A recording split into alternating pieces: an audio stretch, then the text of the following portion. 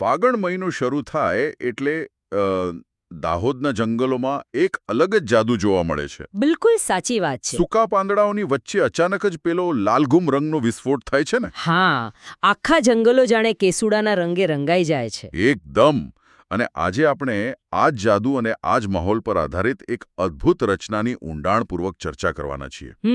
આ માત્ર થોડા શબ્દો નથી, પણ એક આખો ઉત્સવ છે. આપણે વાત કરી રહ્યા છીએ જીતેન્દ્રકુમાર બી બિલવાલ એટલે કે તિર્યંશ દ્વારા લખાયેલા એક સુંદર ગીત વિશે. હા, અને તેઓ મૂળ દાહોદના બોરડી ગામના છે, એટલે આ માત્ર કોઈ એક ઋતુના બદલાવની વાત નથી. બરાબર. આ તો એક આખા સાંસ્કૃતિક ઉત્સવની અને એક નવી ઉર્જાની શરૂઆત છે. આ ગીત, જેનું નામ છે ખાખરાનું ફૂલ, તે આ જ સાંસ્કૃતિક ધબકારને બહુ સુંદર રીતે કાગળ પર ઉતારે છે. અને આપણો આજનો ઉદ્દેશ્ય પણ આ જ છે. આ સઘન વિશ્લેષણમાં આપણે એ સમજવાનું છે કે આ રચનામાં પ્રકૃતિ, માનવીય લાગણીઓ અને ફાગણનો ઉત્સવ કેવી રીતે એકબીજામાં અતૂટ રીતે ભળી ગયા છે. ચોક્કસ. ચિત્ર ઊભું કરે છે. પંક્તિઓ કંઈક આવી છે કે હે ખાખરાનું ફૂલ, છોરી ખાખરાનું ફૂલ, રાતું રાતું છોરી ખાખરાનું ફૂલ. અહીં જે સૌથી આકર્ષક બાબત છે તે એ છે કે આ પંક્તિઓમાં વપરાયેલો શબ્દ રાતું રાતું. એટલે લાલ રંગ. હા, પણ જુઓ, આ માત્ર લાલ રંગ દર્શાવવા પૂરતો સીમિત નથી. આદિવાસી સંસ્કૃતિ અને દાહોદના આ ભૌગોલિક પરિવેશમાં આ ઘેરો લાલ રંગ યુવાની, જોમ અને વસંતના આગમનનું સૌથી મોટું દ્રશ્યમાન પ્રતીક છે. એટલે એમ કહી શકાય કે જ્યારે આસપાસ બધું જ સૂકું અને પાનખરની અસરમાં હોય, બરાબર, ત્યારે આ એકમાત્ર ફૂલ આખા જંગલમાં જીવંતતા ભરી દે છે. એટલે જ કદાચ ગીતકાર વારંવાર આ જ રંગ પર આટલો ભાર મૂકી રહ્યા છે ને. બિલકુલ એવું જ છે. અને બીજું કે ખાખરાનું વૃક્ષ કઠિન ભૌગોલિક પરિસ્થિતિઓમાં અને આકરી ગરમીમાં પણ ખીલે છે. ઓહ હા, એ વાત પણ છે. એટલે આ આદિવાસી સમાજની જીજીવિષાનું એટલે કે ટકી રહેવાની ભાવનાનું પણ પ્રતીક બની જાય છે. બહુ સરસ વાત કહી તમે. અને કવિએ અત્યંત ચતુરાઈથી આ ફૂલને છોરા અને છોરી એટલે કે યુવક અને યુવતી વચ્ચેના સંવાદનું માધ્યમ બનાવ્યું છે. આ માત્ર એક વનસ્પતિ નથી રહી જતી. હા, તે પ્રેમનું વાહક બની જાય છે. એકદમ સાચું.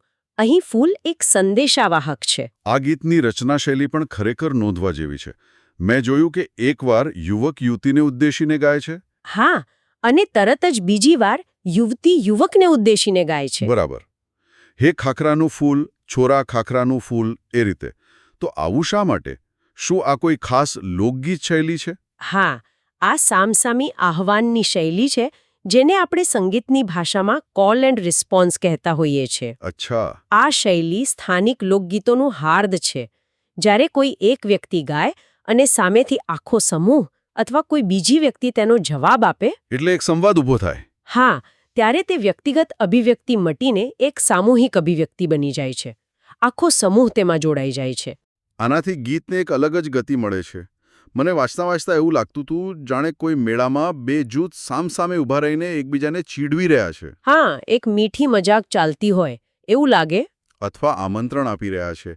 અને જુઓ, આમંત્રણની વાત નીકળી જ છે તો કવિતામાં આગળ બે ચોક્કસ સ્થળોનો પણ ઉલ્લેખ આવે છે. હા, અને આ ભૌગોલિક ઉલ્લેખો ગીતને એક નવી જ ઊંચાઈ આપે છે.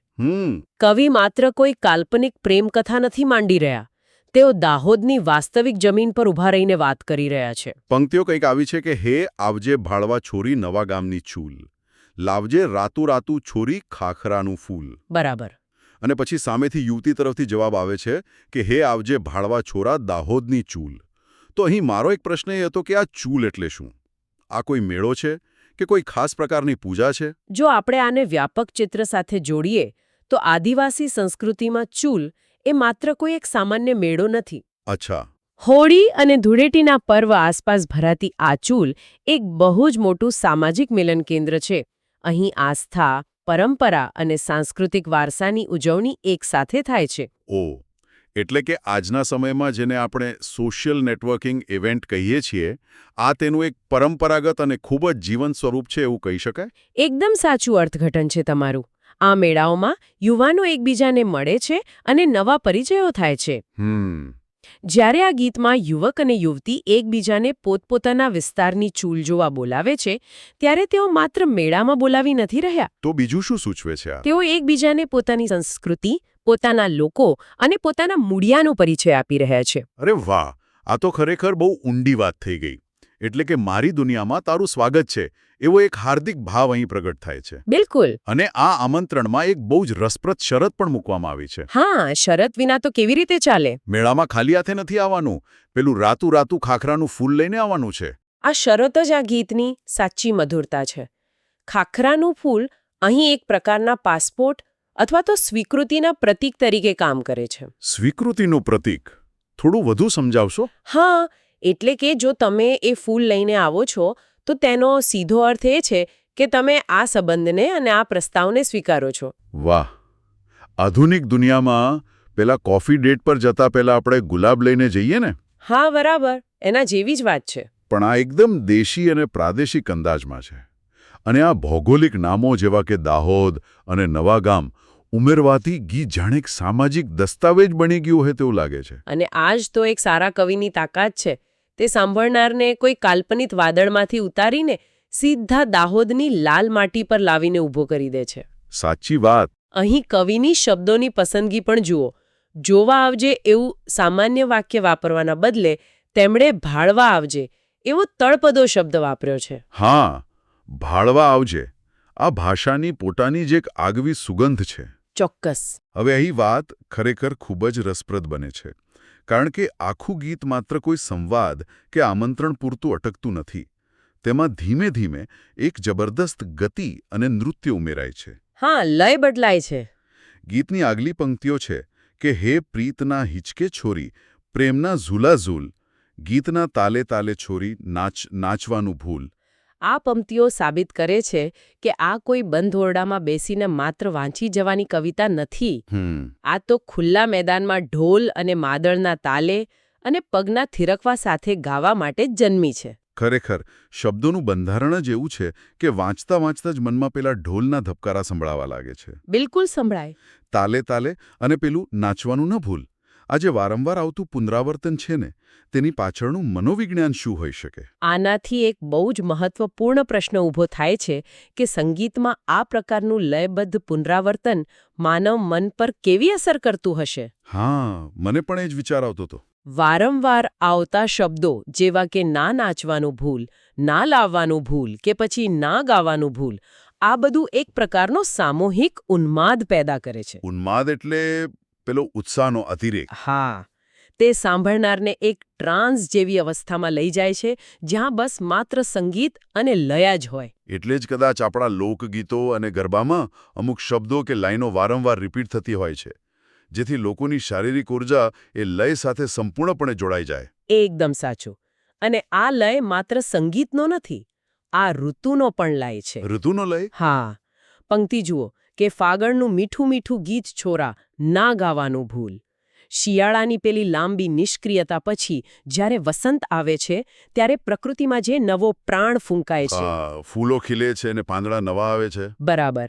અને તે જ પ્રાણ આ યુવાનોમાં નૃત્ય બનીને પ્રગટ થાય છે. ફાગણ મહિનો જેવો છે. રંગો, પ્રેમ અને પ્રકૃતિની સંપૂર્ણ ખીલેલી અવસ્થા. આ ગીતમાં જે મીઠું મીઠું ગીત ગાવાની વાત છે તે કદાચ આ ઋતુના મિજાજને જ માણવાની વાત છે. હા, અને આ ઋતુની સૌથી મોટી ખાસિયત એ છે કે તે ક્ષણિક છે. ક્ષણિક? હા. એટલે ટૂંકા સમય માટેની. હા. વસંત કાયમ માટે નથી રહેતી. ખાખરાના ફૂલો પણ અમુક સમય પછી તો ખરી જ પડશે. એ વાત તો સાચી. એટલે જ ગીતમાં આટલો બધો આગ્રહ કરવામાં આવ્યો છે કે ના ગાવાનું ભૂલ કે ના લાવવાનું ભૂલ. ઓહો, એટલે આ તો એક પ્રકારની મીઠી ચેતવણી લાગે છે. જાણે યુવા હૈયાઓ એકબીજાને કહી રહ્યા હોય કે આ સમય, આ ઉત્સવ અને આ ઉર્જા ફરી નહીં આવે. બિલકુલ. માટે આ ક્ષણને અત્યારે જ સંપૂર્ણપણે જીવી લો. આને અંગ્રેજીમાં જેને આપણે કાર્પે ડાઇમ એટલે કે સીઝ ધ ડે કહીએ છીએ તેની સાથે સરખાવી શકાય. વર્તમાન ક્ષણને માણી લેવાની આદિવાસી જીવનશૈલીની આ બહુ જ મોટી ફિલોસોફી છે. તેઓ આવતીકાલની ચિંતામાં આજનો ઉત્સવ ક્યારે નથી બગાડતા. બહુ જ સુંદર વાત. અને આ ફિલોસોફી ગીતના અંતમાં પણ બહુ સ્પષ્ટ રીતે દેખાય છે. મેં નોંધ્યું કે ગીત પૂરું થતાં ફરી પાછું એ જ મૂળ પંક્તિઓ પર આવી જાય છે. હા, હે ખાખરાનું ફૂલ ચોરી ખાખરાનું ફૂલ. હા, એ જ પંક્તિ. આખું ગીત જાણે એક વર્તુળ પૂરું કરતું હોય એવું લાગે છે. અને આ વર્તુળાકાર રચના પ્રકૃતિના ચક્રનું પણ પ્રતીક છે. પ્રકૃતિનું ચક્ર. હા, જો ઋતુઓ આવે છે, જાય છે અને ફરી પાછી આવે છે. મેળાઓ ભરાય છે, પછી વિખેરાય છે અને આવતા વર્ષે ફરી ભરાય છે. જીવન અને ઉત્સવની આ સાયકલ બસ આમ જ નિરંતર ચાલતી જ રહે છે. ખરેખર. અને આ આખી રચનામાં મેં એ પણ જોયું કે ક્યાંય કોઈ ભારેખમ કે અઘરા શબ્દોનો બોજ નથી મુકાયો. બિલકુલ નહીં. છતાં પણ તે આપણા મન પર આટલી ઊંડી અસર છોડી જાય છે. તેનું કારણ કદાચ આ નિખાલસતા જ છે ને. ભાષાની સાચી સુંદરતા જ તેની સરળતામાં રહેલી છે. ભાળવા, છોરાછોરી, ચૂલ જેવા રોજબરોજના બોલાતા શબ્દોથી જ કવિતાનું આખું ચણતર થયું છે. અને તે એ વાત દર્શાવે છે કે સાચું સાહિત્ય લોકોના રોજિંદા જીવનના ધબકારામાંથી જ જન્મે છે. અને એટલે જ તે સીધું લોકોના હૃદય સુધી પહોંચે છે. સાચી વાત છે. તો આ બધાનો અંતે અર્થ શું છે? જો આપણે આ બધી જ વાતોનો એક સારાંશ કાઢીએ તો આ માત્ર એક કાગળ પર છાપેલી કવિતાથી ઘણું વિશેષ છે. હા, ચોક્કસ. તે માત્ર શબ્દો નથી પણ એક આખો અનુભવ છે. આ ગીત દાહોદની ધબકતી સંસ્કૃતિ, ખાખરાના ફૂલની સાદગીપૂર્ણ સુંદરતા અને ફાગણના પેલો તાલબદ્ધ ઉત્સવ, આ ત્રણેયનો એક અદ્ભુત ત્રિવેણી સંગમ છે. તે આપણને એ સમજાવે છે કે સાચો આનંદ કંઈ મોટી ભૌતિક વસ્તુઓમાં નથી, પણ પ્રકૃતિના સાનિધ્યમાં અને પોતાના લોકોની સાથે રહેવામાં છે. અને અત્યારના આધુનિક સમયમાં જ્યાં ચારે બાજુ માહિતીનો અતિરેક છે અને લોકો હંમેશા કોઈને કોઈ સ્ક્રીન સાથે જોડાયેલા જ રહે છે. હા, એ બહુ મોટી સમસ્યા છે અત્યારની. ત્યાં આવી સ્થાનિક રચનાઓનું મહત્વ અનેક ગણું વધી જાય છે. કારણ કે તે આપણને આપણા મૂળિયા સાથે પાછા જોડે છે. બરાબર. તે આપણને યાદ અપાવે છે કે ખુશીઓ માટે માત્ર એક રાતું ખાખરાનું ફૂલ અને સાથે નાચવા ગાવાવાળા પોતાના પ્રિયજનો જ પૂરતા છે. ખરેખર. આ બધી ચર્ચા કર્યા પછી મારા મનમાં એક પ્રશ્ન એ પણ થાય છે કે શું આપણે આપણી આસપાસ ખીલતા આવા ખાખરાના ફૂલોને જોવાનો સમય કાઢીએ છીએ ખરા? આ એક બહુ જ વિચારવા જેવો મુદ્દો છે. આજે આપણે બધા જ કેલેન્ડરની તારીખો અને ઘડિયાળના કાંટે જીવવા એટલા બધા ટેવાઈ ગયા છીએ કે આપણું આ આખું જીવન ટાઈમટેબલ મુજબ જ ચાલે છે. બિલકુલ. પણ આ દોડધામમાં શું આપણે પ્રકૃતિના ઋતુચક્રને સાંભળવાનું સાવ ભૂલી તો નથી ગયા ને? આ તો બહુ મોટો પ્રશ્ન છે. ગીતમાં વારંવાર આવતો શબ્દ ના ભૂલ કદાચ આજના આધુનિક સમાજ માટે પણ એક બહુ મોટી ચેતવણી છે. હા, આ શબ્દો માત્ર પેલા ગીતના યુવક અને યુવતી પૂરતા સીમિત નથી રહેતા. તે આપણને સૌને યાદ અપાવે છે કે આપણે પ્રકૃતિ સાથેના આપણા મૂળભૂત તાલ અને લયને ભૂલવા ન જોઈએ. જ્યારે વસંત આવે, જ્યારે વૃક્ષો પર નવા પાન કે ફૂલ આવે, ત્યારે ઘડિયાળ સામે જોવાનું બંધ કરીને થોડીવાર તે કુદરતી લયને અનુભવવો જોઈએ. સાચી વાત. પ્રકૃતિનું આ રાતું ફૂલ હંમેશા આપણી આસપાસ ક્યાંક ને ક્યાંક ખીલતું જ રહે છે. બસ આપણી પાસે તેને ભાળવાની દ્રષ્ટિ અને થોડો સમય હોવો જોઈએ. કદાચ આ જ આ ગીતનો આપણા માટે સૌથી મોટો સંદેશ છે.